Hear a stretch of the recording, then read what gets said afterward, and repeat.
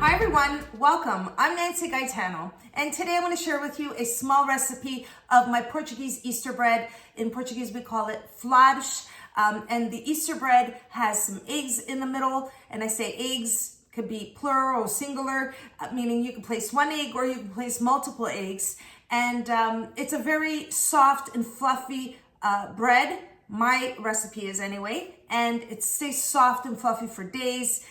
It's very traditional for us to eat it during Easter holidays, and that's what the recipe I'm going to share with you today. My small recipe of Portuguese Easter bread, Folares.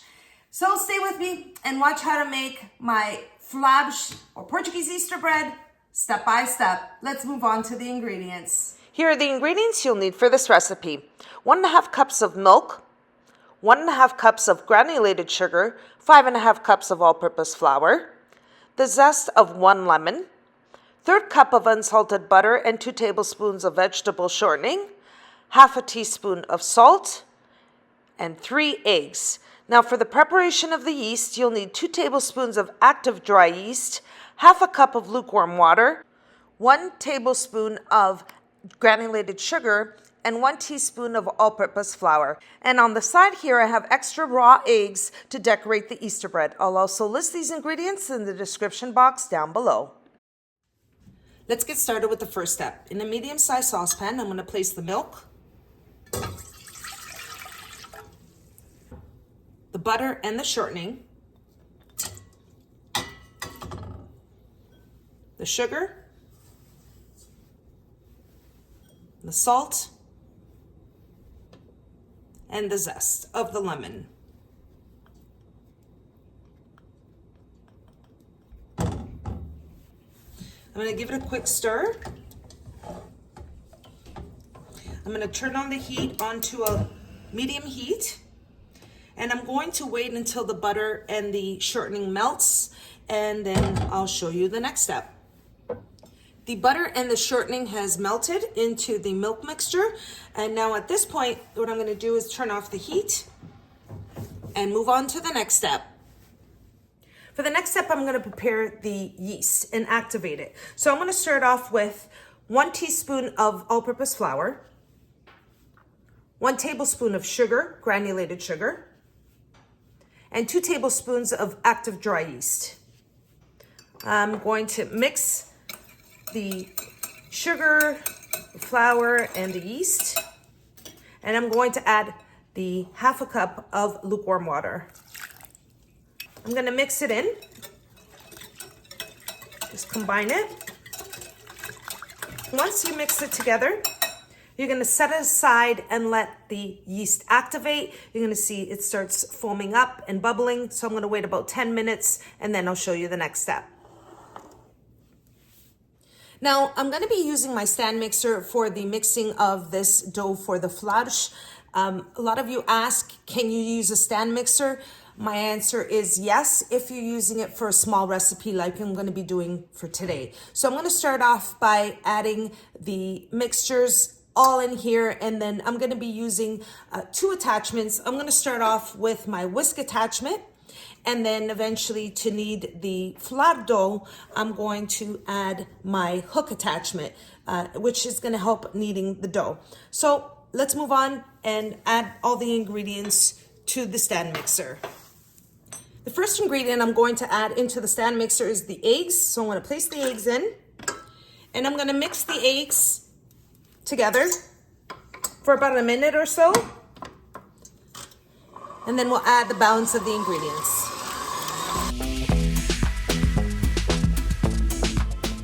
Now I've been mixing the eggs for about a minute, and now I'm going to add the butter and milk mixture, and here it is. Now I've had it sitting here for a bit, so I'm going to mix it together. And you want this temperature at about 105 to 110 degrees. So just to make sure, I have a thermometer, and I'm just going to place it into the milk mixture to make sure it's at a temperature that I want. There we go. It's about 108, so anywhere between 105 and 110 Fahrenheit. That's what you're looking for. So now at this point, I'm going to add the milk mixture. And I'm gonna just place the mixer on a low speed and pour it in slowly.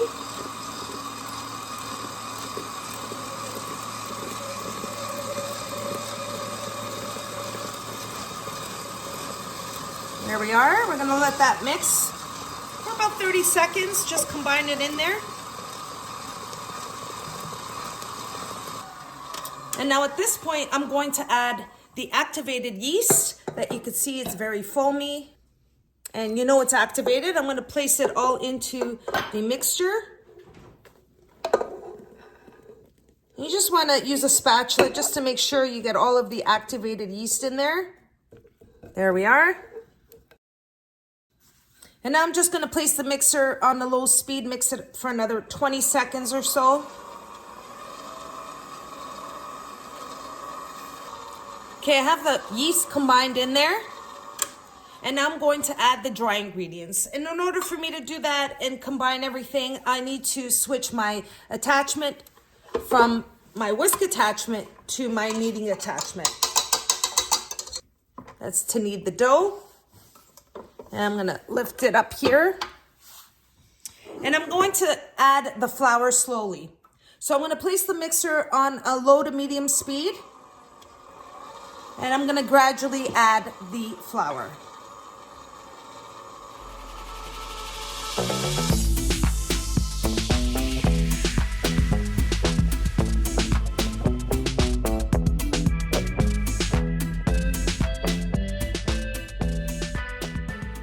And what I like to do is before I add the balance of the flour, I like to scrape down the sides and the bottom of the bowl. So that's what I'm gonna do here. You see the flour at the edges, and there's some at the bottom as well. You wanna make sure it's all incorporated to form the dough. Okay, I'm gonna place the mixer back on, continue kneading. And I'm just gonna pour the balance of the flour right in.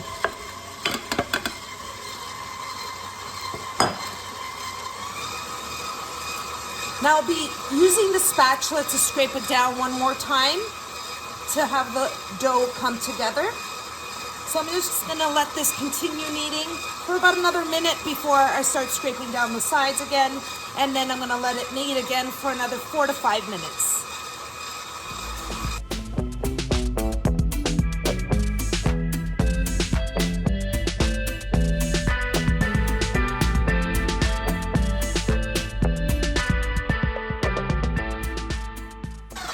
Okay, the dough's been kneading here for about 5 minutes.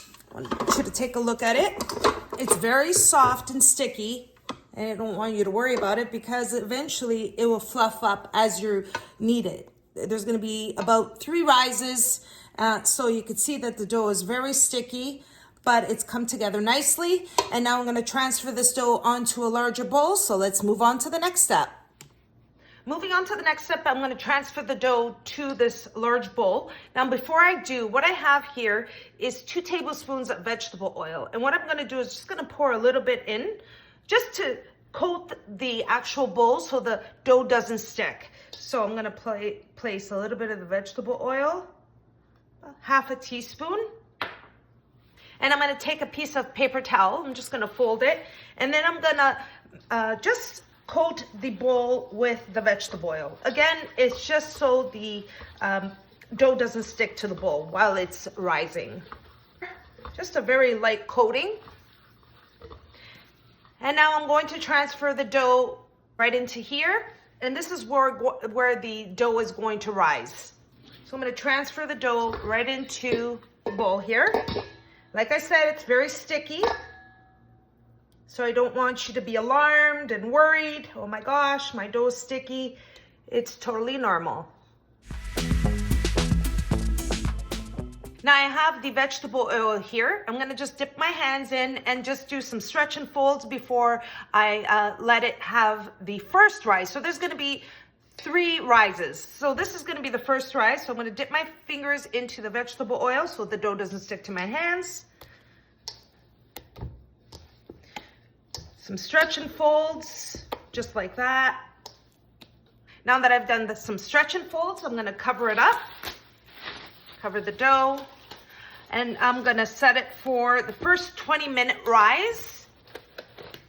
And I'm gonna place it in my oven in the proof setting for 20 minutes, and then I'll show you the next step. Okay, here's the dough that I had in my oven in the proof setting just to let it rise. And I'm gonna uncover it now and give it the first knead. And I have the vegetable oil here set aside. I'm just gonna dip my fingers in there to avoid it from sticking to my hands. And I'm gonna give it a stretch and fold. You see how it's becoming very fluffy?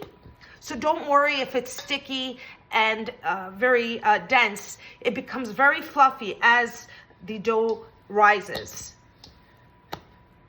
Now after my first stretch and fold, I'm going to cover the dough back with the plastic here, place it in my proof setting in the oven for another 20 minutes, and then I'll show you the next step. Okay everyone, after the second 20 minutes, I'm going to remove the plastic wrap, and I'm going to give it another stretch and fold. I'm going to just place my hands into the vegetable oil so the dough doesn't stick, and I'm just going to give it some stretch and folds. Look how fluffy this dough is. Beautiful dough. You just need a few stretch and folds before you place it back for the final rise.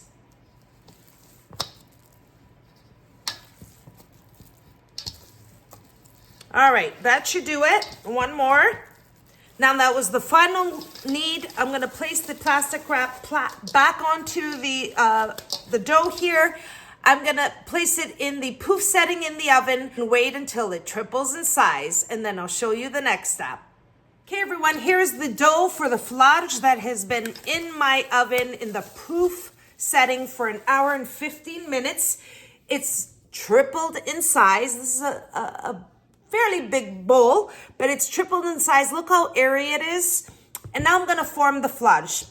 Now I have a few things. I'm just gonna set the dough aside for a moment. And what I'm gonna do is I'm gonna place I'm gonna place the folares on a baking tray with parchment paper. I have 2 baking trays. I also have 2 tablespoons of vegetable shortening that I'm gonna be placing here onto the parchment paper so the dough doesn't stick as well. I also have some extra eggs to place on the folares. And the other alternative is I want to show you this. Make mini ones or even larger ones. You can buy this in the US, maybe Dollar Tree, here in Canada, Dollarama, Walmart, anywhere you can buy these little foil trays, and then form the dough into these little trays and then place an egg on top. And you can give it to your nieces and nephews or your grandchildren or even your small kids. So that's just a little option, and I'll show you how to make it on the tray as well. So let's move on and form the folares. So what I've done here is I want to show you, I placed some of the shortening, vegetable shortening onto the tray. You can use butter if you prefer. I normally use vegetable shortening, so that's what I'm doing here. And I just placed it right onto the parchment paper. And I'm gonna set this aside here.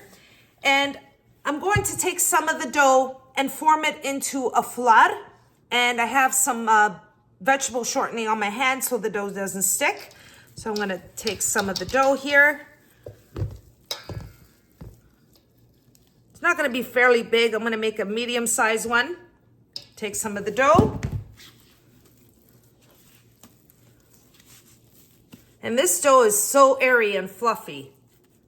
So I'm gonna place the folare right here on the center. And what I'm gonna do is I'm gonna place an egg right in the center. So I'm gonna just open it up a little bit. Just give it a little well. And then I'm gonna place the egg just like that. Next one I'm gonna do is I'm gonna form another folare with the dough right over the folare and the egg. So what I'm gonna do is start by forming another medium-sized one. Just like that. Get the dough.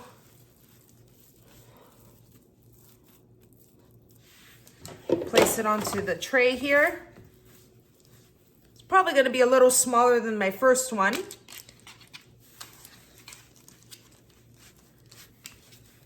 Just like that. Again, I'm going to place a little well here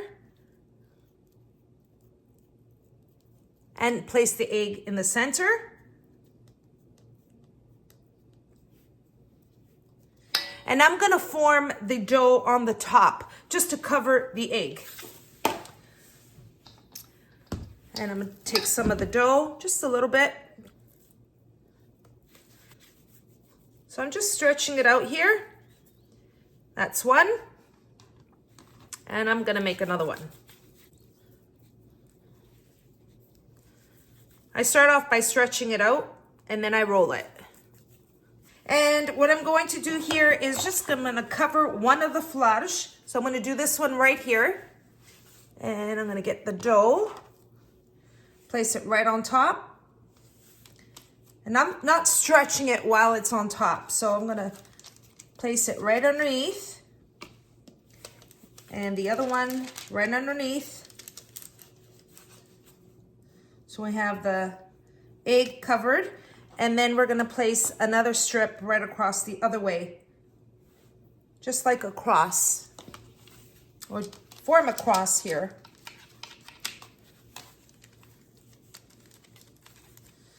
So there we are.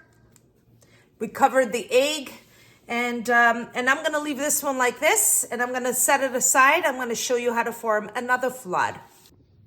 Okay, I have another piece of dough, and what I'm gonna do is I'm gonna cut it in half. Just like that. I'm gonna eyeball it. And what I'm gonna do is I'm gonna stretch out the dough. I'm not rolling it, I'm just stretching it out. Just like that. Let me move the pastry scraper out of the way here for a second.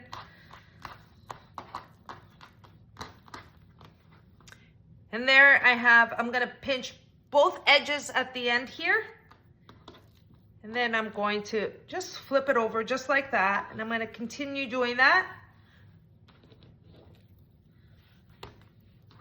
And it's just twisted. And then what I'm gonna do is just bring it together just like that.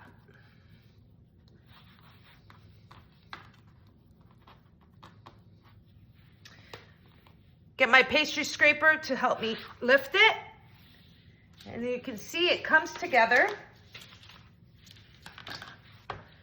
And I'm gonna add another egg right here on the center, just like that. And when I place the egg, what I do is I just give it a little twist so the dough can wrap around the egg.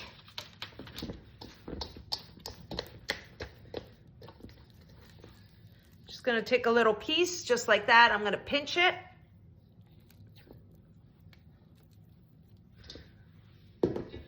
And I'm gonna form a ball of the dough, just like that. And I'm gonna take some of the, or one of the little foil trays, and I'm gonna place some vegetable shortening on the inside. So again, the dough doesn't stick. If you wanna put butter or if you wanna put some baking spray, that's fine too. I'm just used to, this is the way I was taught. And all I'm simply gonna do is place the ball of dough in the center. And I'm gonna place some almonds, some colored candied almonds on the top, just like that. Place a pink one, a yellow one, a blue one. This is optional. You don't have to do this, but it's Easter, and you know, just want to give you a few ideas. And you know what? I think I'm gonna just add another pink right on the center there, on the side. There we go. And I'm gonna leave that aside. I'm gonna make one more flood.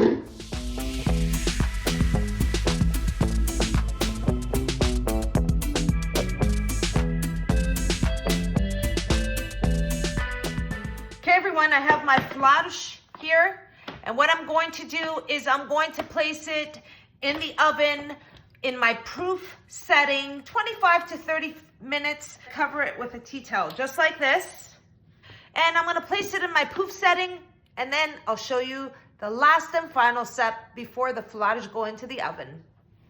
Okay, everyone, here are my folares after letting them rise for about 25 minutes.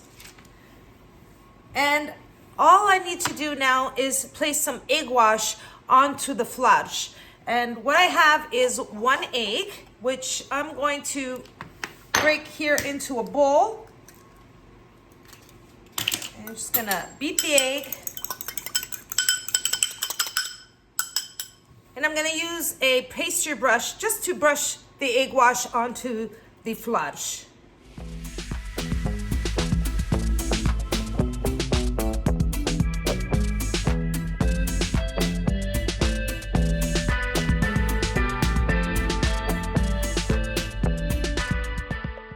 All right, for the last and final step, my folares Easter bread is ready to go into the oven. I'm going to bake it at 305 degrees. Now, for these larger ones here, I'm going to bake them for about 45 to 50 minutes.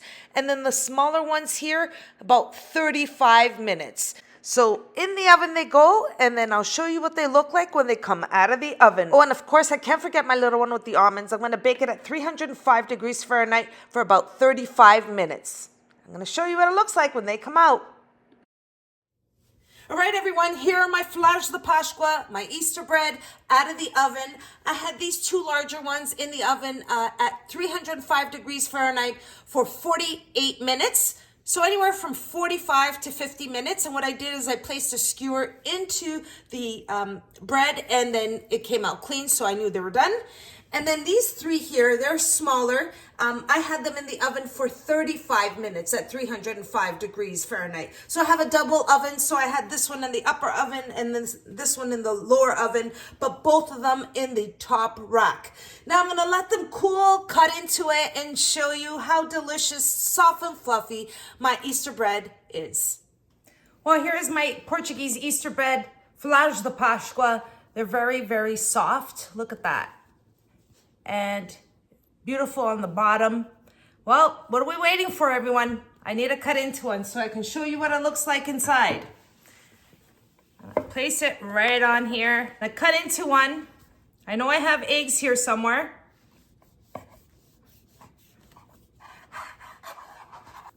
You just tear it apart. Look how beautiful, soft and fluffy. It's a delicious treat. Well, let's give it a try. Okay, let's bite into this Portuguese Easter bread, folares. Look how soft and fluffy it is.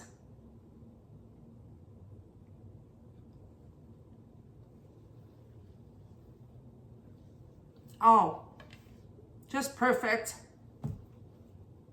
This is a delicious Easter bread. Soft and fluffy, perfect sweetness. So I hope you all enjoyed my recipe for my Portuguese Easter bread, folares. And well, that's the recipe. It's very easy to make, very delicious recipe. And I want to wish everyone here a very happy Easter to you and your families. And in Portuguese, quero desejar todos uma feliz Páscoa para todos e a sua família. And in Italian, Buona Pasqua. Thanks so much for watching, everyone. Now, if you like the recipe, don't forget to like and subscribe. And until next time, thanks so much for watching, everyone. Take care.